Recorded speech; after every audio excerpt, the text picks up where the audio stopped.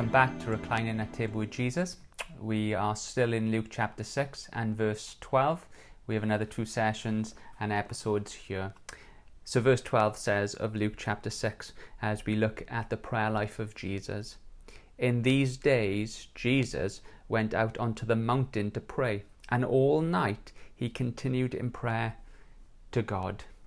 What I want to encourage you with this time from this verse is the word continued and the need for perseverance. I've been sticking with the letter P, and the need to be persevering and persistent in prayer. Luke doubles up here to reinforce the fact that Jesus continued in prayer. He could have said in verse 12, in these days he went out onto the mountain to pray, and all night he prayed to God.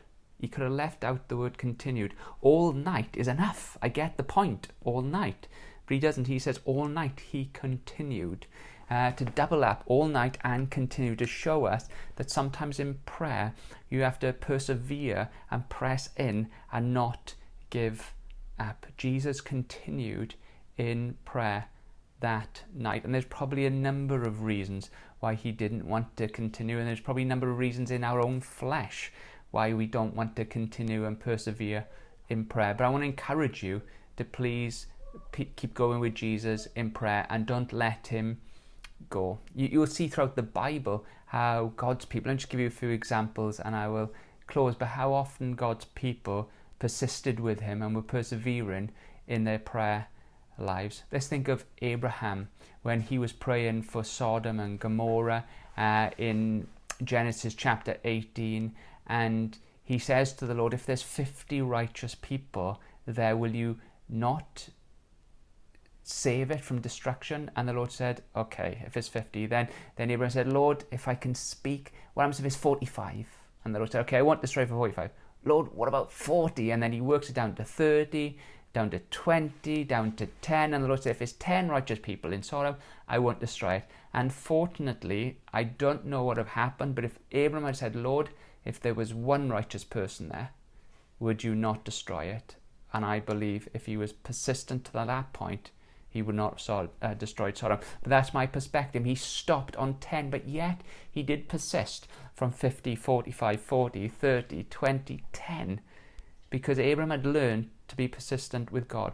What about Genesis 32, verse 26? Jacob wrestles with God all night. He wrestles with him. And it's at that point he said, I won't let you go until you bless me. And sometimes you just got to continue and take hold of God and say, Lord, I'm not going to let go. I'm going to continue until you bless. And it's at that point in verse 27 on that the Lord changes Jacob's name to Israel.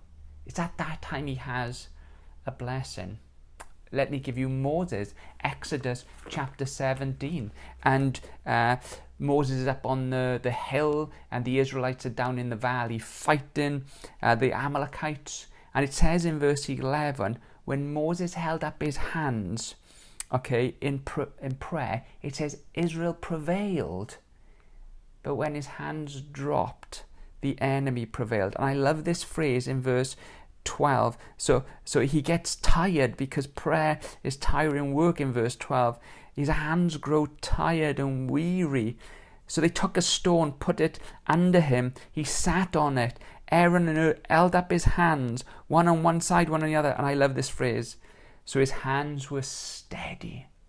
His hands were steady until the going down of the sun. And Israel won the victory that day. When our hands are steady in prayer to the going down of the sun, when our hands are up in prayer, we will prevail. So please continue in prayer. Let me just show you one last one in Luke chapter 18. Jesus really wants us to get that we must be persistent in prayer. As you turn to Luke 18, just reminded of Elijah, at the end of 1 Kings 18. He prays 7 times for it to rain, because the fervent prayers of a righteous person availeth much, James 5 tells us. And he prayed 7 times.